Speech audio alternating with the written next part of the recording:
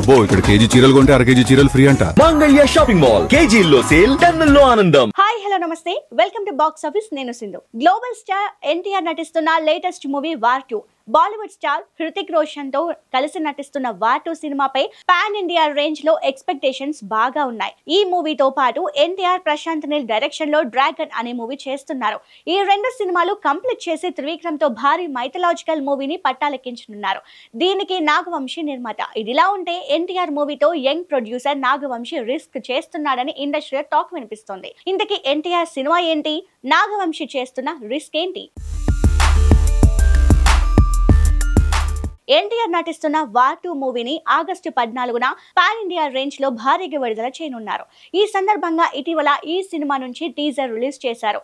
అయితే ఈ టీజర్ ఆశించిన స్థాయిలో ఇంపాక్ట్ క్రియేట్ చేయలేదు అనేది వాస్తవం. ఎన్టీఆర్ లుక్, స్టంట్స్ వావ్ అనిపించేలా ఉన్నాయి. కానీ యంగ్ టైగర్ అభిమానులు అంచనాలను మాత్రం అందుకోలేకపోయింది. ఈ సినిమాను తెలుగు రాష్ట్రాల్లో సొంతంగా రిలీజ్ చేయాలి అనుకుంది యష్ రాజ్ ఫిల్మ్స్. అయితే నిర్మాత నాగవంశీ వార్ 2 థియేట్రికల్ రైట్స్ కోసం భారీ మొత్తం ఆఫర్ ఇవ్వడంతో ఇప్పుడు ఆయనకు రైట్స్ ఇచ్చారని ఇండస్ట్రీలో వినిపిస్తోంది. ఈ సినిమాని తెలుగు రాష్ట్రాల్లో థియేట్రికల్ రైట్స్ కోసం యష్ రాజ్ ఫిల్మ్స్ 100 కోట్లు అడిగారట.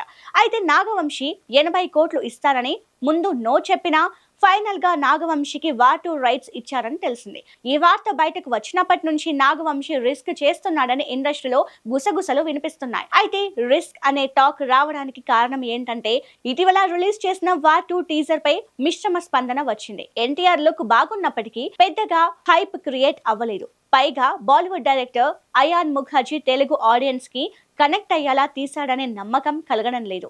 అందుకనే రిస్క్ అనే మాట వినిపిస్తోంది.